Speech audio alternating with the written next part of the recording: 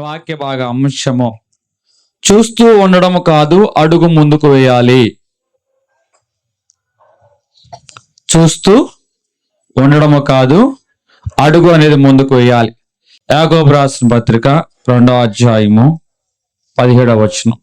విశ్వాసము క్రియలేనిదైతే అది ఒంటిగా ఉండి మృతమైనదగును. చాలు. క్రియలేని విశ్వాసము మృతము అంటున్నాడు. మనందరి జీవితంలో చాలా మంది మెట్లు లెక్క పెడతారు, కానీ మెట్లు ఎక్కరు. మెట్లు లెక్క పెడతారు కానీ ఏమెక్కరండి. చాలా మంది జీవితాల్లో ప్రణాళికలు ఉంటాయి కానీ కార్యాచరణ అనేది ఉండదు. దేవుడు ఈరోజు సూటిగా నీతోనే మాట్లాడుచున్న వాడుగా ఉన్నాడు. క్రియలేని విశ్వాసము మృతము అని దేవుడు చెప్తున్నాడు. మరి నీవు మెట్లు చూస్తూ ఉంటే మేడెక్కాలంటే మెట్లు చూడాలా, ఎక్కాలా? చెప్పండి. అదే ఈరోజు మనం ధ్యానం చేసుకుంటున్న వారుగా ఉన్నాం. మెట్లు చూస్తూ ఉంటే మనము మేడను ఎక్కలేము. మనకి చాలా మందికి మేడ కావాలి. మేడ అనగా ఏమిటంటే ఆశీర్వాదము, మేడ అనగా ఎదుగుదల, మేడ అనగా సక్సెస్, మేడ అనగా దేవుని యొక్క వాగ్దానము. దేవుని వాగ్దానం కావాలని కొంతమంది ఉన్నారు, జీవితంలో సక్సెస్ కావాలని కొంతమంది ఉన్నారు, ఆశీర్వాదం పొందుకోవాలని ఆలోచన కలిగిన వారు ఉన్నారు, ఎదగాలని ప్రయత్నం చేసేవారు ఉన్నారు. దీన్ని ఏమంటామంటే మేడ అంటాం. ఇప్పుడు ఈరోజు మనమందరము మేడ ఎక్కాలని చూస్తూ ఉన్నాం. మేడ ఎక్కాలి అంటే మెట్లు చూస్తూ ఉండటం కాదు, మెట్లు ఎక్కితేనే మేడ ఎక్కగలుగుతాము. మరి మెట్లు అంటే నిర్ణయాలు, మెట్లు అంటే ఆలోచనలు, మెట్లు అంటే అడుగులు, మెట్లు అంటే ప్రయత్నాలు. ఈరోజు నీ అనుభవాల్లో, నీ జీవిత గమనంలో ఆశ అయితే ఉంది, ఆశకి తగ్గ ప్రయత్నం అనేది ఉందా? మేడ అయితే ఉంది, చూస్తూ ఉంటే కుదరదు మెట్లు. ఆ మెట్లు ఏం చేయాలట? మనము ఎక్కే వారముగా ఉండాలి. ఈరోజు చిన్న చిన్న నిర్ణయాలే కానీ, దేవుడిచ్చే అవకాశాలే కానీ, ఆలోచనలే కానీ, ఇవన్నీ కూడా కార్యరూపం అనేది దాల్చినట్లయితే మనము అనుకున్న గమ్యాన్ని చేరగలుగుతూ ఉంటాం. కానీ మనలో ఒక సమస్య ఉన్నది. ఏమిటి ఆ సమస్య అంటే, మేడ మీదకి వెళ్ళాలన్న ఆశ అయితే ఉంది కానీ మెట్లు ఎక్కాలంటే భయము, మెట్లు ఎక్కాలంటే సందేహం, మెట్లు ఎక్కాలి అంటే ఏం చేస్తారంటే ఏదైనా జరిగితే అనుకుందైతే అన్న అనుమానము వీరి జీవితంలో ఉంటుంది. ఈ అనుమానాల వల్ల వారు ఏం చేస్తున్నారంటే మనలో చాలా మంది చూచేవారుగా ఉన్నారే కానీ ఇంకా ఎక్కేవారుగా లేరు. ఇంకా కొంతమంది ఏమంటారంటే మెట్లు ఎక్కండి అయ్యా అంటే, అప్పుడే కాదు ఇంకొంచెం ప్రార్థన చేసిన తర్వాత, అప్పుడే కాదు ఇంకొంచెం వాక్యంలో ఎదిగిన తర్వాత, అప్పుడే కాదు ఇంకొంచెం సంపూర్ణతలోకి వచ్చిన తర్వాత, ఇంకొంచెం స్థిరపడిన తర్వాత అని వారు ఏం చేస్తారంటే వాయిదాలు వేయవారుగా ఉంటారు.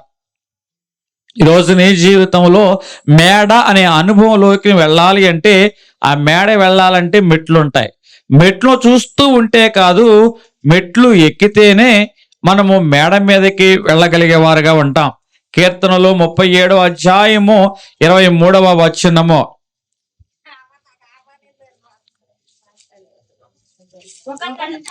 ఒకని నడత యెహోవా చేతనే స్థిరపరచబడును. ఒకని నడత యెహోవా చేతనే స్థిరపరచబడును. అయితే మన నడక నడుస్తూ ఉంటే దేవుడు స్థిరపరుస్తాను అంటున్నాడు. కానీ మనం ఎందుకు చూస్తూ ఉండేవారుగా ఉన్నాం? మన ఎదుటి మెట్లు ఉన్నాయి, మెట్లు ఎక్కడానికి ఎందుకు మనము వెనక సంకోచం చేస్తున్న వారుగా ఉన్నామంటే, మొదటిగా భయము. మొదలు పెడితే ఏమవుతుంది, సక్సెస్ కాకపోతే ఏమవుతుంది, మనుషులు ఏమనుకుంటారో, జనుల మధ్య మనము నిందాస్పదంగాను హేళనకు ఒక వస్తువుగాను మిగిలిపోతామేమో అన్న భయము వారిలో ఉంటుంది. రెండవది అతిగా ఆలోచించడం. దేవుడు అడుగు వేయమంటే మొదట భయంతో ఆపేస్తున్నావు, రెండు అతిగా ఆలోచిస్తున్నావు. ఒక ఆయన మెట్లు ఎక్కాలనుకున్నాడు, మొదటి మెట్టు బాగానే ఉంది, మధ్యలోకి వెళ్ళిన తర్వాత మెట్టు శుభ్రంగా ఉంటుందంటావా? సరే, మధ్యలోకి వెళ్ళాం, చివరికి వెళ్ళేపాటికి మెట్టు బలంగా ఉంటుంది అంటావా, ఇరిగిపోద్ది అంటావా? అంటే వీళ్ళు అతిగా ఆలోచించే మనుషులు. ఆయన వ్యాపారం ప్రారంభించాలనుకున్నాడు. వ్యాపారం ప్రారంభించాలనుకున్నప్పుడు ప్రార్థన చేయమని వచ్చారు. ఆయనతో పాటు అలా ఆయన కూడా వచ్చాడు, ఆమెతో పాటు. సరే ప్రార్థన చేద్దాం, మొదలు పెట్టండి అని చెప్తే ఆయన అంటూ ఉంటాడు, నేను వద్దంటే ముందుకెళ్దాం అంటుందయ్యా. నువ్వు వద్దంటే ముందుకెళ్ళడం అంటున్నా, ఇక్కడ దాకా ఎట్టొచ్చారన్న. సరే ఏది ఏమైనా కూడా ఆయన చెప్తున్న మాట, ఇదిగో ఆ సెంటర్లో వీళ్ళు పెట్టారు, ఈ సెంటర్లో వాళ్ళు పెట్టారు, వాళ్ళు ఫెయిల్యూర్ అయిపోయారు, వీళ్ళు ఫెయిల్యూర్ అయిపోయారు. కొన్ని రోజులు బాగా నడిచింది, మరి కొన్ని రోజులు అయిన తర్వాత నష్టాల పాలయ్యారు. జనరల్ అందరూ ఇప్పుడు మేమే చెప్పుకున్నాం వాళ్ళ గురించి అని ఈయనంతా ఏం చేస్తున్నాడంటే చెప్పుకుంటూ చాలా చెప్పాడు. సరే అన్నయ్య గారు, ఇంటికాడ ఉండడం వల్ల ఏమైనా ప్రయోజనం ఉంటుందా? మీరు ఎంతకన్నా బెటర్గా ఏమన్నా చేయగలుగుతారా? మీ దగ్గర ఏమైనా ఆలోచనలు ఏమి ఉండయా? సహోదరి అయితే ఈ ఆలోచనతో ముందుకొచ్చింది, ముందుకు వెళ్ళాలనుకుంటుంది. మీరు ఎంతకన్నా బెటర్గా ఏమైనా ఆలోచించి ముందుకు వెళ్ళగలుగుతారా అన్నప్పుడు ఆయన దగ్గర సమాధానం లేదు. కాబట్టి ఆమె ఒక నిర్ణయం తీసుకుని ముందుకు వచ్చింది. కాబట్టి భర్తగా మీరు ప్రోత్సహించండి, దేవుడు సహాయం చేస్తాడని ప్రార్థనాపూర్వకంగా దాన్ని మొదలుపెట్టిన వారుగా ఉన్నాం. అన్నీ అనుకున్నట్టు జరిగాయా? అనుకున్నంత సక్సెస్ అయ్యారంటే అనుకున్నంత సక్సెస్ అవ్వలేదు, అనుకున్నంత ఫెయిల్యూరు కాలేదు. కానీ ఇక్కడే ఉంటే ఆగిపోయేవాళ్ళు. కానీ అలా నడుచుకుంటూ వెళ్ళటం వల్ల చాలా విషయాలు వారు నేర్చుకున్న వారుగా ఉన్నారు. ప్రతిరోజు వారి వ్యాపారాన్ని డెవలప్ అనేది చేసుకుంటున్న వారుగా కనబడుతున్నారు. ఇక్కడ అతిగా ఆలోచించడం, ఎందుకు మెట్లు ఎక్కలేకపోతున్నాం? మొదటిగా భయం. మొదటిగా ఏముందండి మనలో? భయం. రెండవది ఏమిటి? అతిగా మనము ఆలోచించడము. ఇక్కడ మూడవదిగా మనం చూసుకున్నట్లయితే సంపూర్ణత కావాలని. అంత పర్ఫెక్ట్ అయిపోయిన తర్వాత, అన్నీ నేర్చుకున్న తర్వాత, అన్నిటిలో స్థిరత వచ్చిన తర్వాత అప్పుడు మనం వెళ్దాము అని చాలా మంది అనుకుంటూ ఉంటారు. నేను కూడా ఇట్లాగే అనుకునేవాడిని. ఉద్యోగం వచ్చిన తర్వాత, బాగా స్థిరపడిన తర్వాత, డబ్బులు సంపాదించుకున్న తర్వాత, మేళ్ల మిద్దులు పొలాలు ఎకరాలు కొనున్న తర్వాత అప్పుడు సేవలోకి వద్దాంలే, అప్పుడు దాకా మనము ఆర్థికంగా సహకారిగా ఉంటాంలే అని సంపూర్ణతగా వచ్చిన తర్వాతే సేవలోకి వద్దాం. నాన్నగారు ఒకటే ఒక మాట అన్నారు. అప్పుడు వచ్చిన తర్వాత ఆ సేవా అనుభవం లేకోకుండా ఇంత వయసు కలిగి నువ్వు సేవలో నువ్వు బుడుబుడు మాటలు మాట్లాడుతూ ఉన్నావు అంటే ప్రతిదానికి పోలికలు వస్తూ ఉంటాయి. దేవుల్లో ముందుకెళ్ళలేవు. ఆ పోలికలు ఏం చేస్తాయి అంటే చేతగాని వాడిగా చేస్తాయి. అడుగులు వేస్తూ ఉండు. ఒకరోజు దేవుడు అడుగులు స్థిరపరుస్తాడు. ఒకరోజు దేవుడే నీకు చక్కటి జ్ఞానం ఇచ్చి నిలబెట్టి మాట్లాడిస్తాడు అని తండ్రి గారు మమ్మల్ని బలపరిచిన వారుగా ఉన్నా. నా జీవితంలో జరిగిన అనుభవం ఇదే. వాస్తవంగా ఆయన నన్నైతే సేవా విధంలో బలవంతంగానే తోసినట్లు అనుకోవచ్చు. మరి దేవుని ప్రణాళిక ఏమిటో నాకు తెలియదు. మోషే నత్తివాడ ఈ కారణాలు చెప్తూ ఉన్నప్పుడు దేవుడు ఏ విధంగా అయితే లాక్కొచ్చాడో అట్లాగే దేవుడు నన్ను కూడా పిలిచాడేమో అనుకుంటా. బై బార్ నేను పిలుపని నేను అనుకుంటా. దేవుడు ఏర్పాటులో భాగంగానే ఇట్లా మీ మధ్య నిలబడ్డాను అనుకుంటున్నా. అంటే ఇక్కడ నేను చెబుతున్న మాట ఏమిటంటే పరిపూర్ణత, సంపూర్ణత వచ్చిన తర్వాత సేవ చేద్దాం అనుకున్నా. సంపూర్ణత వచ్చిందంటే బాగా స్థిరపడిన తర్వాత, ఆర్థికంగా నిలబడిన తర్వాత, కుటుంబానికి వెన్నుదన్నుగా ఉన్న తర్వాత అప్పుడు సేవ చేద్దాము, అప్పుడు సేవలోకి వద్దాము, అప్పుడు కుటుంబం వరకు సహకారిగా ఉందాం మనం ఆర్థికంగా అని అనుకున్నా. కానీ అప్పుడు వచ్చినట్లయితే దేవుడు ఇంత మాట ఇచ్చేవాడు కాదని నాకు ఇప్పుడు అనిపిస్తూ ఉంటుంది. ఇప్పుడైనా గొప్ప మాట నేను అంటలా, కానీ మాట్లాడుతూ ఉండగా, దేవుని చేత వాడబడుతూ ఉండగా ఇంకొక రోజు ఇంకొక విలువైన విషయాలు దేవుడు నా నోటి ద్వారా పలికిస్తాడన్న నమ్మకం అయితే నాలో కనబడుచు ఉన్నది. మూడవ అనుభవం ఏమిటంటే మనం మెట్లు ఎందుకు ఎక్కలేకపోతున్నాము? అన్నిట్లో సంపూర్ణత వచ్చిన తర్వాతే ముందుకు వెళ్ళాలి. ఇప్పుడు చదువుకునే వాళ్ళకు కూడా నేను చెప్తున్నది ఇదే. ఎంట్రన్స్ ఎగ్జామ్లో పార్టిసిపేట్ అవుతూ ఉంటారు చాలా మంది. గవర్నమెంట్ ఎగ్జామ్స్లో పార్టిసిపేట్ అవుతూ ఉంటారు, కాంపిటీషన్ ఎగ్జామ్స్లో పార్టిసిపేట్ అవుతూ ఉంటారు, జాబ్లో వారు ప్రయత్నాలు చేస్తూ ఉంటారు. అన్నీ నేర్చుకున్న తర్వాత ఏమిటంటండి, అన్నీ నేర్చుకున్న తర్వాత, పుస్తకాలన్నీ చదివేసిన తర్వాత, కోర్స్ అంతా అయిపోయిన తర్వాత అని మాట్లాడుతూ ఉంటారు. కానీ నేను చెప్తున్న మాట ఏమిటంటే ఈ రోజు ఎంత నేర్చుకున్నావో అంతవరకు పరీక్షలోకి వెళ్ళు. అన్నీ నేర్చుకోలేకపోయేలా ఈరోజు నేర్చుకున్న దాన్ని బట్టి నువ్వు పరీక్షను ఎదుర్కో. రాబోయే రోజులు ఎట్లాంటి ప్రశ్నలు నీకు ఎదురవుతాయి నీకు అర్థమవుతాయి, ఎట్లాంటి అనుభవాలు నీకు ఎదురవుతాయి అర్థమవుతాయి. అప్పుడు దానికి తగ్గట్టుగా నువ్వు సిద్ధపడతావు. యవనస్తులైన వారికి నేను చెప్తున్న మాట ఇదే. కాంపిటీషన్ ఎగ్జామ్స్కి ప్రిపేర్ అవ్వాలి, బ్యాంక్ ఎగ్జామ్స్కి ప్రిపేర్ అయ్యే వాళ్ళకి, అలాగే గవర్నమెంట్ ఎగ్జామ్స్కి, ఉద్యోగంలో ఇంటర్వ్యూకి ప్రిపేర్ వాళ్ళకి చెప్పే మాట ఏమిటంటే, నేను అంతా ప్రిపేర్ అయిపోయిన తర్వాత, అన్నిట్లో పరిపూర్ణ అయిన తర్వాత వెళ్తాను అంటే, నీవు ఇక 40 సంవత్సరాలు అయినా ఉద్యోగం రాదు, పెళ్లి కాదు. ఎలా అందరూ అంటుంటారు నీకు ఎప్పుడు పప్పన్నం పెడతావని. అందుకే నేను చెప్తున్న మాట ఏమిటంటే, పరిపూర్ణత వచ్చేంత వరకు ఆగుదామని చాలా మంది మెట్లు చూస్తూ ఉంటారు, కానీ ఏమి ఎక్కరటండి, మెట్లు ఎక్కరు. 3 విషయాలు బట్టి మెట్లు ఎక్కరు. ఒకటి చెప్పండి, దేని బట్టి? భయము. 2 అతిగా ఆలోచించడం. 3 అన్నిటిలో సంపూర్ణత కావాలి అని. ప్రసంగి రాసిన గ్రంథము 11వ అధ్యాయము 4వ వచనంలో ఉంటుంది. కొంతమంది గాలిని చూసేవాడు ఉంటాడండి. గాలిని చూసేవాడు ఏం చేయలేడంటండి, విత్తనం విత్తలేడు. గాలిని చూచువాడు ఏం విత్తలేడంటండి, విత్తనాన్ని విత్తలేడు. ఈరోజు నీ జీవితంలో కూడా దేవుడు సూటిగా మాట్లాడుతున్నాడు. నీవు విత్తనాన్ని విత్తగలుగుతున్నావా? గాలిని చూస్తే నీలో భయం వస్తుంది, అతిగా ఆలోచన చేస్తావు, సంపూర్ణత కావాలనుకుంటావు. అందుకే నీ ఎదురుగా మెట్లు ఉంటాయి కానీ ఏం ఎక్కలేవంటే మెట్లను ఎక్కలేవు. పేతురు మత్తయి సువార్త 14వ అధ్యాయము 29వ వచనంలో ఆయన సముద్రం మీద ప్రయాణం చేస్తూ ఉన్నాడు. యేసుక్రీస్తు ప్రభువారు ఎదురుగా ఉన్నాడు. దేవునితో పాటు నడవాలనుకున్నాడు. నీళ్లను చూచాడు, దేవుని చూచాడు. పేతురు ఏది ఏమైనా సరే ఇదిగో ఒక ప్రయత్నం, దేవుని చూడడం మాత్రమే కాదు, ఎక్కడం ప్రయత్నం చేస్తూ ఉన్నవాడుగా ఉన్నాడు. నీళ్లలోంచి దిగాడు. యేసుక్రీస్తు ప్రభువారు లాగానే నీళ్ల మీద నడవడము ప్రారంభించిన వాడుగా ఉన్నాడు.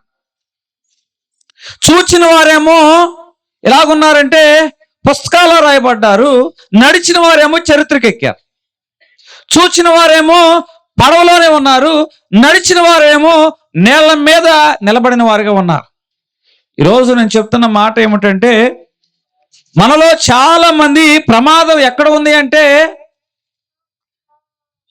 నిలబడిన వాడిలో ప్రమాదం లేదు, నడిచే వాళ్ళలో ప్రమాదం లేదు, కానీ నిలబడి చూచేవాడికే ప్రమాదం ఉంటుంది. ఎప్పుడైనా సరే నడిచేవాడు ఏదో ఒక రోజు వాడు నడకలు నేర్చుకుంటాడు, నిలబడతాడు, పడతాడు, వాడు స్థిరపడతాడు. కానీ నిలబడేవాడు బట్టే ప్రమాదం ఉంటుంది. ఇక్కడ పడవలో ఉన్నవారు పడవలోనే ఉన్నట్టుకున్నారు, పడవ దిగిన వాడు చరిత్ర సృష్టించిన వాడుగా ఉన్నాడు. ఈరోజు నీ జీవితాల్లో కూడా కొన్ని నిర్ణయాలు ఉన్నాయి, దేవుడిచ్చిన అవకాశాలు ఉన్నాయి, చిన్న చిన్న అడుగులు ఉన్నాయి. అడుగు ముందుకు వేయాలని దేవుడు అంటున్నాడు. చూస్తూ ఉంటే కుదరదు. మన జీవితంలో ముందుకు వేయాలి అంటే అడుగు ముందుకు వేయవలసిందే. ఇక్కడ పేతురు చేసింది అదే. ఇంకొంచెం మనము లోతుగా వెళ్ళినట్లయితే, ఇక్కడ ఒక ప్రాంతంలో ఒక పల్లెటూరు అండి ఇది. ఆ పల్లెటూరులో ఒక పాత పురాతనమైన వంతెన ఉంది 2 కొండల మధ్య. అది చాలా చిన్నదనమాట, అంటే సన్నగా ఉంటుంది. ఒక మనిషి మాత్రమే అది దాటుకుంటూ వెళ్ళేది. అట్నుంచి ఎవరైనా వచ్చారన్నా కూడా తప్పుకుంటా వీళ్ళైనటువంటి పరిస్థితి. చాలా రోజులుగా ఒక వ్యక్తి చూస్తూ ఉన్నాడు. చూస్తూ ఉండగానే సంవత్సరాలు గడిచిపోయాయి. చాలా మంది అనుకుంటున్నారు ఈ వంతును ఆధారం చేసుకుని ఈ ధర నుంచి ఆ ధరకి వెళ్దాం అనుకో. అమ్మో, ఇది చాలా సంవత్సరాల క్రితం కట్టిన వంతెన, ఒక్కడే నడిచి వెళ్ళాలి, ఒకవేళ పడిపోతే ఏమైపోతామని చూస్తూ ఉన్నారు. కానీ ఎవరో కూడా ఆ వంతును దాటడానికి ప్రయత్నం చేయాలి. వంతున అవతల ఏముందంటే అవకాశం ఉంది. వంతున అవతల ఏముందంటే నూతన జీవం ఉంది. వంతున అవతల ఏముందంటే దేవుడిని పోషణ ఏర్పాటు చేసిన ఒక ప్రణాళిక సిద్ధం చేసి ఉంచాడు దేవుడు. ఒక ముసలాయన ధైర్యం చేసి ముందుకెళ్తున్నాడు. అయ్యా ముసలాయన ఏంటి, సరే ఒక ప్రయత్నం చేస్తున్నా. ముందుకెళ్ళిన తర్వాత మధ్యలో వెళ్ళిన తర్వాత వంతున కొంచెం 4 అడుగులు ఏం కానీ వంతు నూగిపోతుంది. భయం అనిపించేసింది, అయిపోయాను నా ప్రయాణం. సరే ఏదైతే అది అయింది అని అడుగు ముందుకు వేసుకుంటూ వెళ్ళాడు. అట్లాగే ఒక్కొక్క అడుగు వేసుకుంటూ వల్ల వంతున అవతల ఒడ్డుకు అతడు చేరగలిగిన వాడుగా ఉన్నాడు. వంతున అవతల ఒడ్డుకు వెళ్ళిన తర్వాత అతడు అంటున్న మాట, ఇదిగో నా జీవితంలో ఈ వంతును చూస్తూ 20 సంవత్సరాలు ఉండిపోయా. ఒక్కడుగు గనక వేసినట్లయితే 20 సంవత్సరాల్లో 20 సంవత్సరాల కంటే ముందు నేను ఈ ఒడ్డున ఉండేవాడిని అంటున్నాడు. హల్లెలూయా. మన జీవితంలో కూడా అంతే. చూస్తూనే ఉంటాం, కానీ చాలా సంవత్సరాలు గడిపోయిన తర్వాత అప్పుడు అంటాం, అయ్యో ఒక్కడుగు గనక ఆ రోజు వేసినట్లయితే 20 సంవత్సరాల కంటే ముందు నేను ఎక్కడ ఉండేవాడిని. వ్యవసాయం చేసేవాళ్ళంగా మన అందరం ఎవరో పామాయిల్ మొక్కలు వేస్తూ ఉంటే ఈ పిచ్చి మొహం వాళ్ళు పామాయిల్ మొక్కలు వేసుకుంటున్నారు. మేము చూడండి ఏరుశనగలు ఎంత గొర్రెతో వేస్తూ ఉన్నాము, ఎంత చక్కగా ఏరుశనగ పండిస్తున్నాము, మీనులు పండిస్తున్నాము, వరి పండిస్తున్నాము. పిచ్చోళ్ళు వ్యవసాయం చేస్తున్నారు, పామాయిల్ ఏం మిగిలిద్ది అన్నారు. ఏదైతే అయింది అని వారు ఏం చేస్తారంటే ఒక అడుగు ధైర్యం చేసి ముందుకేసిన వారుగా ఉన్నారు. ధైర్యం చేసి ముందుకేసిన తర్వాత ఏమైందంటే దేవుడు వారి చేతుల కష్టాన్ని ఆశ్రయించాడు. తెగించి ముందుకెళ్లారు కాబట్టి వారి బిడ్డలను చదివించుకోగలిగారు, వారు స్థిరపడిన వారుగా ఉన్నారు. ఇప్పుడు మనమందరం ఏమంటున్నామంటే అయ్యో 20 సంవత్సరాల క్రితం ఒక్క అడుగు ముందుకేసినట్లయితే మనం ఈ ఒడ్డు ఉండేవాళ్ళం కదా అని ఇప్పుడు 20 సంవత్సరాలు దాటిన తర్వాత ఆ రోజు మనం ఎందుకు పామాయిల్ మొక్కలు వేసుకోలేకపోయాము, ఆదాయం వచ్చే పంట అని బాధపడుచుకోండి చాలా మంది. ఈ వంతెన మీద ఉన్న వ్యక్తి కూడా, దాటిన వ్యక్తి కూడా అదే పరిస్థితి. 20 సంవత్సరాల క్రితం ఒక్క అడుగు ముందుకు వేసినట్లయితే నేను ఈ పాటికి వంతెన యువతల ఒడ్డు ఉండేవాడిని కదా అని ఆ సహోదరు మాట్లాడుచున్నాడు. ఈరోజు యువతల ఒడ్డులో ఏముందంటే దేవుడిచ్చిన అవకాశం ఉన్నది. యువతల ఒడ్డులో ఏముందంటే ఒక ఆపర్చునిటీ ఉన్నది. యువతల ఒడ్డున ఏముందంటే ఇక్కడ మన కొరకు సిద్ధం చేసిన కొన్ని ప్రణాళికలు ఉన్నాయి, క్షేమం ఉన్నది, లాభం ఉన్నది. ఈరోజు నీవు అవతల ఒడ్డునే ఉండిపోతున్నావా, యువతల ఒడ్డుకు వస్తావా? చూస్తూ ఉంటే అవతల ఒడ్డునే ఉంటాయి. ఈ ముసలాయన చేసిన పని వల్ల అనేక మందిలో ఏమొచ్చింది, ధైర్యం వచ్చింది. ఇప్పుడు అనేక మంది సంవత్సరాల వారి జీవితంలో చూస్తూ ఉండేవారుగా లేరు. ఇప్పుడు వారు ఏం చేస్తారంటే సంవత్సరాలుగా వారు చూడుకోకుండా ముసలాతను బట్టి ధైర్యం తెచ్చుకుని వంతెన మీద నడవడం ప్రారంభించారు. వారు ఆ ఒడ్డు నుంచి ఈ ఒడ్డుకి వంతెన దాటుకుంటూ వచ్చిన వారుగా ఉన్నారు. అనేక మందికి ఈ వ్యక్తి ఎలాగున్నాడంటే ప్రేరణగా కనపడుతున్నాడు. ఈరోజు ప్రమాదం నడిచిన వానికి కాదు, ప్రమాదం ఎప్పుడు కూడా నిలబడి ఉన్నవాడికి. ప్రమాదం ఎప్పుడు ఎవరికండి? ఇప్పుడు నడిచిన వాడు పేతురు చరిత్రలో నిలబడ్డాడు. నిలబడిన వారు పడవలోనే ఉన్నారు. నిలబడిన వారు ఎక్కడ ఉన్నారండి? పడవలో ఉన్నారు. మరి ఈరోజు నువ్వు ఎక్కడ ఉంటున్నావు? బైబిల్ గ్రంథంలోకి వద్దాం. యెహోషువ రాసిన గ్రంథము 3వ అధ్యాయము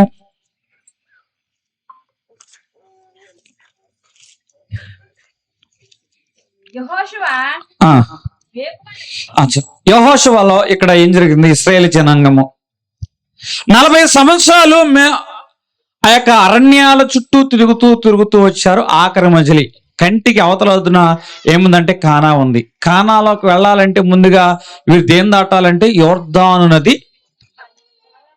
యోర్దాను నది దాటాలంటే మునిపెన్నడూ లేని విధముగా యోర్దాను నది గొట్టుల అంచుల వరకు నిండి ఉధృతంగా ప్రవహిస్తూ ఉంది.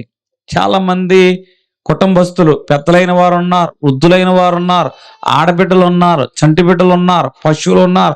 వీళ్ళందరూ కూడా కంటికి కనిపించే కానాలోకి వెళ్ళాలంటే యోర్దాన్ దాటాలి. యోర్దాన్ దాటాలంటే ఆ నది ఇంబుని పెన్నడూ లేని విధముగా ఉధృతంగా అది ప్రవహిస్తూ ఉంది.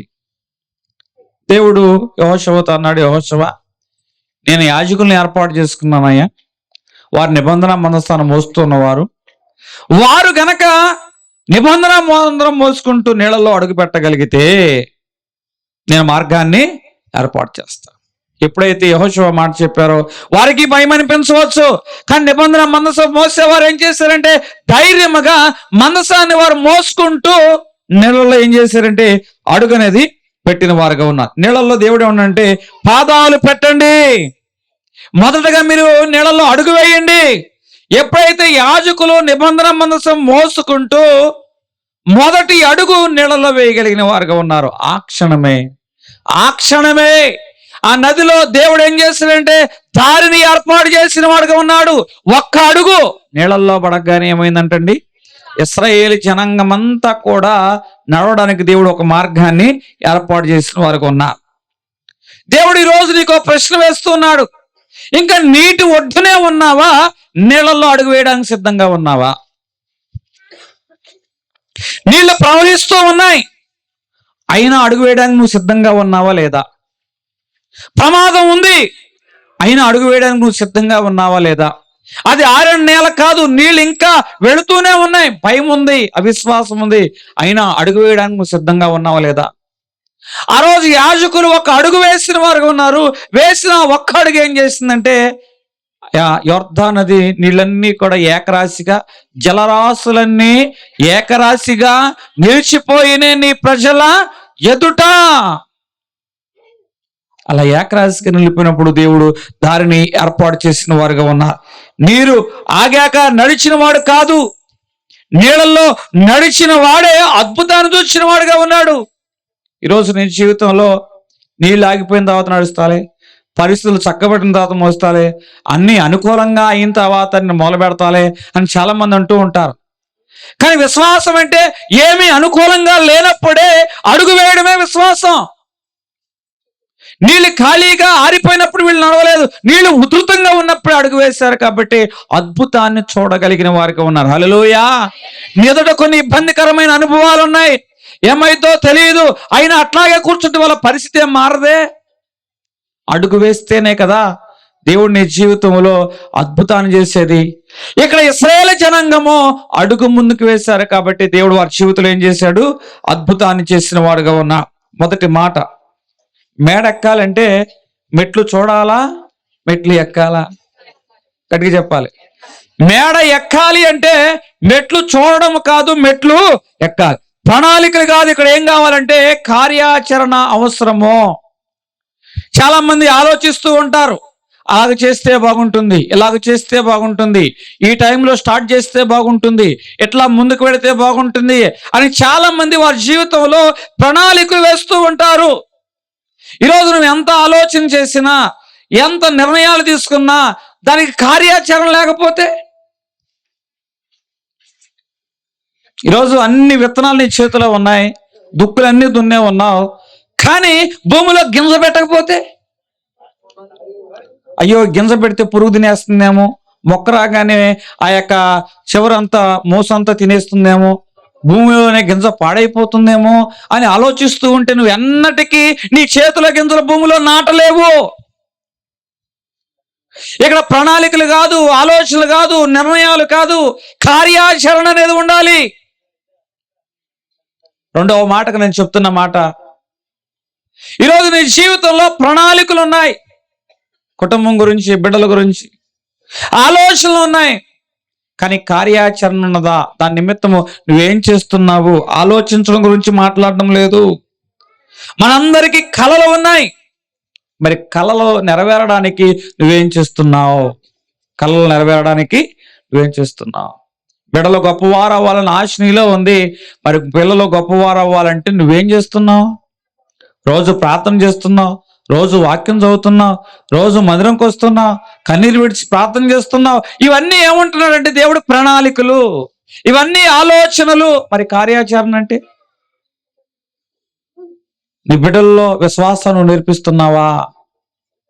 నువ్వు ఉన్నా లేకపోతే నీ బిడ్డల్లో దైవికమైన భయం నేర్పిస్తున్నావా? ఈ తల్లి అంటుంది, అయ్యా నా బిడ్డ గొప్పవాడకపోయినా బాగలేదు, కానీ చెడ్డవాడు మాత్రం కాకూడదు. మరి చెడ్డవాడు కాకూడదంటే నువ్వేం నేర్పిస్తున్నావు అని ఆ తల్లిని ఆ దైవ సేవకుడు అడిగాడు. ఏమో నాకు అర్థం కావట్లేదా, పాలు పోవడం లేదా, అందుకే ప్రార్థన చేస్తున్నా, అందుకే బైబిల్ చదువుతున్నా, మందిరంలోకి వస్తున్నా, కన్నీరు కారుస్తున్నా. అది కాదమ్మా, గొప్పవాడవ్వాలంటే ముందు దైవికమైన పద్ధతులు, నువ్వు ఏ దైవికమైన పద్ధతులు అయితే కలిగి ఉన్నావో ఆ పద్ధతుల్ని బిడ్డకు నువ్వు నేర్పించు. బిడ్డ నువ్వు చెప్తే వినడు, కానీ నిన్ను చూసి నేర్చుకుంటాడు. దాన్ని బట్టి నువ్వు ఏది చేస్తున్నావు నీ బిడ్డ వాడు నేర్చుకోవాలి, అది ఆ బిడ్డ చూసుకున్నట్లుగా చెయ్యి. నీ ఇంట్లో ఆధ్యాత్మికమైన నాయకత్వం నీకు ఉండాలి, అప్పుడు నీ బిడ్డ నిన్ను చూచి దైవికమైన విషయాలు నేర్చుకుంటాడు అని ఆ దైవ సేవకుడు చెప్పినప్పుడు ఆమె ఆలోచనతో ఆగిపోలేదు, కార్యాచరణలోకి ఆమె వచ్చిందిగా ఉంది. దేవుడు అంటున్నాడు, ఓ నోవా, జల ప్రళయం రాబోతుంది, మునిపెన్నడూ రాని ప్రచండమైన వర్షం భూమి మీద కురిపిస్తున్నాను, కాబట్టి రక్షించబడాలి అంటే ఓడను కట్టు. అప్పటి వరకు భూమి మీద వర్షమే పడలేదంటండి, భూమి పుట్టిన కాంచి. ఎప్పుడు నీటి ఆవిరి పైకి రావడమే, దాన్ని బట్టి పంటలు పండమే తప్ప భూమి మీద వర్షం మాత్రం లేదు. ఎప్పుడు జరగని విషయాలు దేవుడు నోవాతో మాట్లాడినప్పుడు అదే విషయాలు జనముతో మాట్లాడుతున్నాడు నోవా. ఇదిగో దేవుడు ఆకాశం నుంచి వర్షాన్ని కురిపిస్తాడట. ఒక పిచ్చివాడ, పిచ్చి నీకు ముదిరిపోయిందిరా. భక్తి ఉండవచ్చు, దేవుని భయం ఉండవచ్చు, మునిపెన్నడైనా జరిగిందా, లోకంలో ఎక్కడైనా ఉందా ఆకాశం నుంచి వర్షం రావడం ఏంట్రా వెరిబాగులోడా? మరి నీ ప్రార్థన పిచ్చి పీక్స్లోకి వెళ్ళిపోయింది, ఇంతకన్నా పిచ్చోడు నేను ఎక్కడా చూడలేదు అని నోవాహుతో అన్నారు. అయితే అక్కడ ఆ మాటలు అనడానికి ఒక అవకాశం ఉంది. ఎందుకంటే భూమి పుట్టిన నాటి నుంచి తన పితరులే కానీ వారే కానీ ఆకాశం నుంచి వర్షం పడటం వారు చూడలేదు. నోవాహు దాని గురించి మాట్లాడుతున్నాడు, జల ప్రళయం గురించి మాట్లాడుతూ ఉన్నాడు. మనుషులు పిచ్చివాడు అన్నారు, హేళన చేశారు, అవమానపరిచారు, చులకనగా మాట్లాడారు. పని చేస్తుంటే కూడా వాళ్ళందరూ కూడా చులకనగా మాట్లాడిన వారు. ఆ సమయంలో ఆ నోవాహు ఎవరి మాటలు పట్టించుకోలేదు. దేవుడి మాట ప్రకారం అతను చేసిన వాడు అంటే ఆలోచనలు ఉన్నాయి, ప్రణాళికలు ఉన్నాయి. దేవుడు ఏ ఆలోచనలు ఏ ప్రణాళిక ఇచ్చాడో దాని కార్యాచరణలో పెట్టిన వాడుగా ఉన్నాడు. ఒక ఓడను సిద్ధం చేసిన వాడుగా. ఎప్పుడైతే ఈ ఓడను దేవుడు సిద్ధం చేసిన వాడు, నోవాహు సిద్ధం చేసిన వాడు ఉన్నాడో, ఓడ సిద్ధమైన తర్వాత దేవుడు ఏం కురిపించాడటండి? ప్రచండమైన వర్షం. అక్కడ తెగులు చేత కాదు, శాపము చేత కాదు, నాశనము చేత కాదు, అనారోగ్యం చేత కాదు, అగ్ని చేత కాదు, ఒక వర్షం నీటి తాకిడి చేత సమస్త మానవాళి తుడిచిపెట్టిపోయింది. ఒక్క నోవాహు కుటుంబంలో ఓడలో ఉన్నవారు తప్ప. దేవుని నామానికి మహిమ కలుగును గాక. ఈరోజు మన జీవితంలో కూడా దేవుడు కొన్ని ఆలోచనలు ఇస్తున్నాడు, కొన్ని ప్రణాళికలు ఇస్తూ ఉన్నాడు. అయితే ఆలోచన ప్రణాళికల దగ్గర ఆగితే కుదరదు. ప్రార్థన చేస్తే కుదరదు. ఏ ప్రార్థన అయితే చేస్తున్నావు ఆ ప్రార్థన తగ్గట్టు నడకుండాలి. వాక్యం చెప్తే కుదరదు. నేను ఏ వాక్యం చెప్తున్నానో చెప్పిన వాక్యం తగ్గట్టుగా నా జీవితం ఉండాలి. ఆలోచనలు, నిర్ణయాలు, ప్రణాళికలు ఉంటే సరిపోదు, అది కార్యరూపం దాల్చాలి. అందుకే క్రియలేని విశ్వాసము మృతము అని దేవుడు చెప్పకనే చెప్తున్న వాడుగా ఉన్నాడు. మత్తయి సువార్త 25వ అధ్యాయంలో ఇక్కడ 10 మంది కన్యకలు కనబడుతున్నారు. వీళ్ళందరూ ఒకే సమాజానికి చెందిన వారు, ఒకే విందుకు పిలువబడ్డవారు, ఒకే వరుణ్ణి ఎదుర్కొంటాకి వెళుతున్న వారుగా ఉన్నారు. ఒకే సిద్ధపాటు కూడా వారిలో ఉన్నది. 10 మంది కన్యకలు, వారు అందరూ కూడా దివిటీలు కలిగి వెళుచున్న వారుగా ఉన్నారు. వారందరూ కూడా సిద్ధులలో నూనె కలిగి వెళుచున్న వారుగా ఉన్నారు. ఒకే వరుణ్ణి ఎదుర్కోవాలని ఒకే ఆశ వారిలో ఉంది. అందరూ ఒకే ఎదురు చూపు, అందరూ ఒకే వరుడు నిమిత్తము సిద్ధపడి ప్రయాణమవుతున్నారు. కానీ ఇక్కడ ప్రణాళికలు కలిగిన వారు ఏం చేస్తారంటే, ఒకవేళ పెండ్లి కుమారుని యొక్క రాక ఆలస్యమైతే అందరూ వారి దివిటీలు వెలగాలని ఆశ ఉంది. అందరూ వెలుగుచున్న దివిటీలతోనే పెండ్లి కుమారుని ఎదుర్కోవాలని ఆశ ఉంది. ఒకే ఎదురు చూపు. కానీ ఆలస్యమైతే మన దగ్గర ఏం కావాలి? నూనె కావాలి అని వారి ప్రణాళికలు చొప్పున కార్యరూపం దాల్చారు. ఎక్కువ తీసుకొస్తున్నారు. మిగతా వారు అంటున్నారు, ఏమంటున్నారంటే, ఇదిగో మనం పెండ్లికి పిలబడ్డాం, వరుడు దగ్గరికి మనం ఎదుర్కోవడానికి వెళ్తున్నాం. వరుడు ఎందుకు వస్తాడు? టయానికే వస్తాడు. అనవసరం మీరు మోస్తున్నారు చేతి బరువు తప్ప అని మనసులో చాలా మందికి వచ్చి ఉంటుంది. ఒకే స్వరమును, ఒకే రూపాన్ని వారు ఎదుర్కోవడానికి వెళ్తున్నారు. అందరూ వెలిగించబడాలని ఆశపడుతున్నారు, అందరూ ఎదుర్కోవాలని ఆశపడుతున్నారు. కానీ పెండ్లి కుమారుని రాక ఆలస్యమైంది. కొంతమంది సిద్ధుల్లో ఏమి లేకుండా పోయింది? నూనె లేకుండా పోయింది. ఇప్పుడు నూనె అప్పడుగుదామంటే ఆ సమయంలో అప్పించేవాళ్ళు లేరు. అట్లాగే మన జీవితంలో కూడా ఆఖరి క్షణాల్లో విశ్వాసం అనేది అప్పుగా దొరకదు. విశ్వాసం అనేది ఎట్లా దొరకదు? అప్పుగా దొరకదు. నీ జీవితంలో కూడా ఆలోచనలు ఉన్నాయి, నిర్ణయాలు ఉన్నాయి, ప్రణాళికలు ఉన్నాయి, కానీ కార్యాచరణ ఉన్నదా లేదా? దేవుడు అడుగుతున్న ప్రశ్న ఇదే. ఈరోజు నీ చేతుల్లో దీపం ఉందా? ఈరోజు నీ హృదయంలో ఒక ఆశ ఉంది, కానీ ఆశ తగ్గట్టుగా ప్రయత్నం ఉందా? సరైన సిద్ధపాటు నీలో ఉందా? ఆశ అయితే ఉంది, ఒక ఆశ ఉందయ్యా అని అంటున్నావు, కానీ తగ్గ సిద్ధపాటు నీలో ఉందా? దివిటి ఉంది, కానీ దివిటి వెలిగించబడడానికి నూనె ఉన్నదా? రాక ఆలస్యం అయితే దానికి తగ్గ సిద్ధపాటు ఎలాగుంది? దేవుడు సూటిగా నిన్ను అడుగుతున్నాడు. ఒక వ్యక్తి తన జీవితంలో ఒక మార్పు కావాలని ప్రార్థన చేస్తున్న వాడుగా ఉన్నాడు. అయ్యా, నా జీవితంలో నేను గొప్పవాడు కావాలి, ఒక మార్పు రావాలి, ఏదైనా ఒక అవకాశం నాకు దయచి, ఒక ఛాన్స్ నాకు ఇవ్వు అని ప్రార్థన చేస్తున్నాడు. అనుకున్నట్లుగానే ఏం జరిగిందంటే, దేవుడు అతనికి అనుకూలంగా ఒక తలుపు తెరిచాడు. వెంటనే తలుపు తెరవగానే ఇతడు ఏమనుకోవాలి? అయ్యా, నేను ప్రార్థన చేశావు, నా ప్రార్థన ఫలితంగా ఈ మార్గాన్ని నాకు అనుకూలంగా తెరిచాను, సంతోషంగా అడుగు పెట్టాలి. అమ్మో, ఏంటి తలుపు ఎప్పుడు లేని ఇప్పుడు తెరుచుకుంది? అమ్మో, లోపలికి వెళ్తే తలుపు మూసిపోదంటావా? తలుపులు ఎవరైనా ఉన్నారంటావా? లేకపోతే కావాలని నా కోసం తలుపు తెరుచుకుందంటావా? ప్రార్థన చేసింది ఎవరో? నువ్వే. తలుపు తెరమంది ఎవరో? నువ్వే. కానీ తలుపు తెరిస్తే ఏముంటున్నావు? ఇన్ని రకాలైన ఆలోచనలు కనపడుతున్నాయి. కొంతమంది మనుషులు ఉంటారయ్యా, దేవుడా నాకు సహాయం పంపించయ్యా, దేవుడా నాకు సహాయం పంపించయ్యా అంటే ఎవరన్నా మాట్లాడారు అనుకోండి సహాయం చేయడానికి, అమ్మో ఏమో వచ్చిందేంటి, దేనికి వచ్చిందంట? నీకు సహాయం చేయడానికి వస్తే అమ్మో ఇప్పుడు నేను సహాయం చేస్తే రేపు పొద్దున సహాయం చేయాలంటావా? ఇప్పుడు ఆమె నాకు ఉపయోగపడితే రేపు పొద్దున నేను ఆమెకు ఉపయోగపడాలంటావా? అమ్మో, ఆమెకు ఉపయోగపడే లెక్క అయితే ఆమె సహాయం నాకు అవసరం లేదట అని చాలా మందిలో ఇదే అనుభవాలు.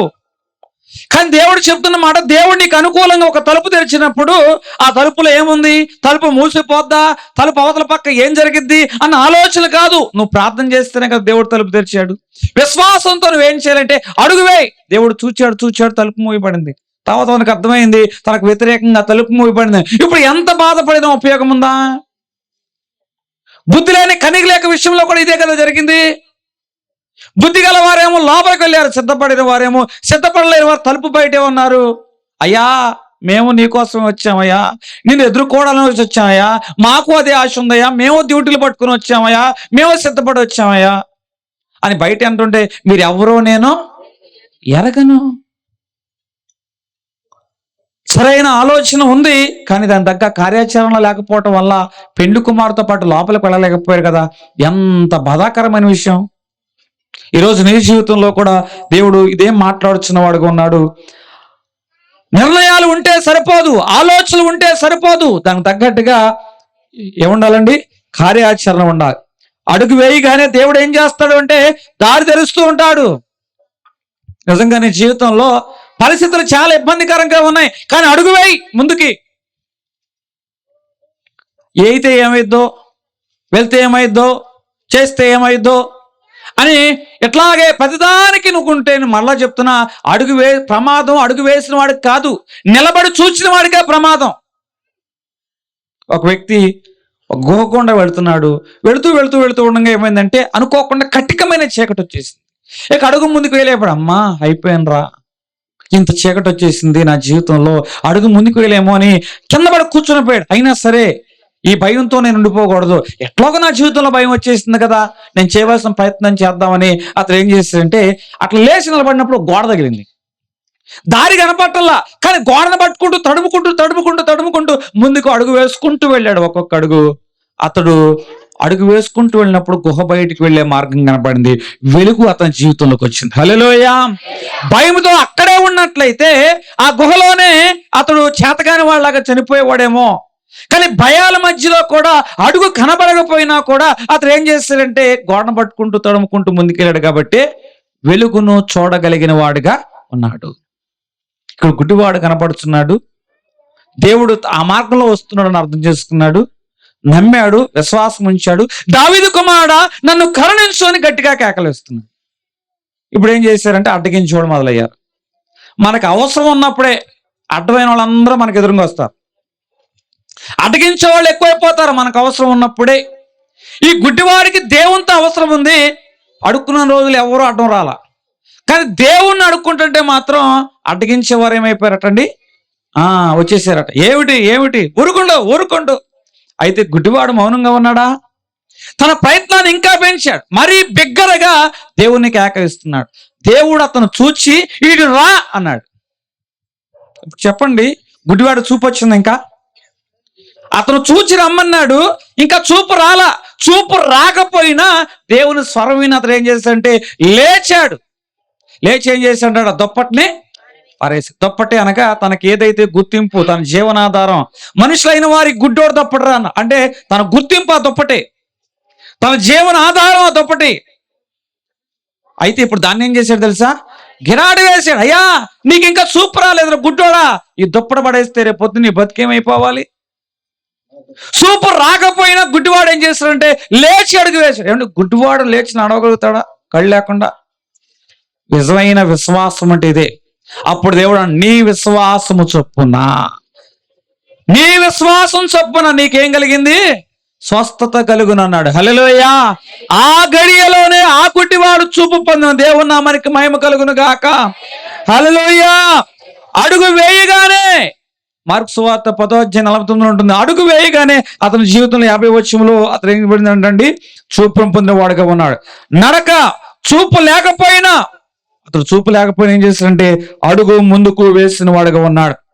ఈరోజు మన జీవితంలో కూడా దేవుడు అదే చేస్తానంటున్న వాడుగా ఉన్నాడు. నీ జీవితం అంతా చీకటమయమే. నువ్వు అంటావు, అయ్యా నాకు దారంతా కనపడితేనే ప్రయాణం చేస్తాను. దారి కనపడకుండా ప్రయాణం చేయను. అన్ని అనుకూలంగా ఉంటేనే ప్రయాణం చేస్తాను. కానీ దేవుడు అంటున్నాడు, ఇదిగో చీకటి, కానీ నీకు దీపం ఇచ్చా. అయ్యా నువ్వు ఈ దీపం ఇచ్చి నాకు ఏం ఉపయోగపడదు చెప్పు? దారంతా కనపడటం లేదా ఏది? కానీ దేవుడు అన్నాడు, ఓ విశ్వాసి నువ్వు నా ప్రియ కుమారుడా, దారంతా నీకు కనబడకపోయినా నీ తర్వాత అడుగు కనబడడానికి దీపం చాలు. నేను ఇచ్చిన దీపము విశ్వాసముతో, ఈ దీపముతో నువ్వు అడుగు ముందుకు. వాస్తవంగా ఈ దీపం అంటే తర్వాత అడుగు వేయడానికి కావలసిన వెలుతురే చూపెడుతుంది. ఏది ఏమైనా కూడా ఈ వ్యక్తి ఏం చేశాడంటే అదే విశ్వాసంతో, అదే దీపముతో ఒక్కొక్కడుగు వేసుకుంటూ వెళ్ళాడు. అనుకున్న గమ్యాన్ని ఆ దీపంతో చేరుకోగలిగిన వాడుగా ఉన్నాడు. దేవుని నామానికి మహిమ కలుగును గాక. ఇక్కడ దేవుడు దారంతా చూపించాడా? లేదే. తర్వాత అడుగు వేయడానికి కావలసిన వెలుగును చూపి ఆ దీపం ఏం చేస్తుందంటే దారంతా వెలిగింది. అతను వేసే ప్రతి అడుగులో ఆ దీపం వెలుగుతూనే ఉంది. ఈరోజు విశ్వాసంతో గనక నువ్వు ఈ ప్రయత్నం చేయగలిగినట్లయితే దేవుడు అడుగు వేయగానే నీ దారి తెరచునుగాక. ఆఖరిగా నేను చెప్తున్న మాట ఏమిటంటే, నిర్ణయం తీసుకున్నావు. నిర్ణయం తీసుకున్న తర్వాత ఇక దారి ఎలాగున్నా ముందుకు వెళ్ళవలసిందే. నెహెమ్యా పానదాయకుడు, ద్రాక్షారసం అందించేవాడు రాజు గారికి. కానీ మనసులో ఒక హృదయంలో ఒక నిర్ణయం, నా హృదయంలో తీసుకున్న నిర్ణయం దేవునికి తెలుసు అంటున్నాడు. యెరూషలేము పాడవటను బట్టి, యెరూషలేము గోడలు ధ్వంసవటను బట్టి అతని హృదయం ఎంతో విచారంగా ఉంది. నిర్ణయం తీసుకున్నాడు. ఏదైనా సరే ముందుకు వెళ్ళాలనుకున్నాడు. అలా ముందుకు వెళ్ళాలి అనుకుంటున్న క్రమంలో ఏం జరిగిందంటే, అక్కడ టోబియాస్ అనబడట ద్వారా అక్కడ ప్రతిఘటన అనేది ఎదురైంది. ఇదిగో మీరు పనిని మొదలుపెట్టారు, పని మొదలుపెట్టేంత వరకు ఎటువంటి ఆటంకం లేదు. కానీ పని మొదలు పెట్టగానే ఏం జరిగిందంటండి? ఆటంకాలు వచ్చినాయటండి. పని మొదలు పెట్టగానే మనుషులు ఏం చేశారంటే ఇతనికి వ్యతిరేకంగా మాట్లాడడం ప్రారంభించి. ఈరోజు నీ జీవితంలో కూడా ఇదే జరుగుతుంది. నిర్ణయం తీసుకున్నా మొదలు పెట్టేంత వరకు ఎవరు ఏం మాట్లాడరు. కానీ మొదలుపెట్టిన తర్వాత మనుషులు మాట్లాడడం ప్రారంభిస్తారు. రెండవది, ఇప్పుడు భయం, మాటలతో భయం. మీ శక్తి ఎంతరా, మీరంత పాటుగాళ్ళ అని మాటలతో వారు భయపెడుతున్నారు. ఆందోళన, ఇదిగో రాత్రిపాటు వచ్చి ఏమి నాశనం చేస్తారు ఈ గోడల్ని అని ఆందోళన. అంత మాత్రమే కాదు, ప్రతిఘటన. ఎటు నుంచి ఏ అపాయం వస్తుందని ప్రతిఘటన. ఇన్ని అనుభవాల మధ్య ఇది కొనసాగించాలా వద్దా, ఈ గోడని కట్టే నిర్ణయం అని నెహెమ్యా అనుకోవచ్చు. కానీ నిర్ణయం తీసుకున్నాను, ఇక దారి ఎలాగున్నా ముందుకు వెళ్ళాల్సిందే అని నెహెమ్యా ఏం చేశాడంటే ప్రభువుని బట్టి ముందుకు వెళుచున్నవాడుగా ఉన్నాడు.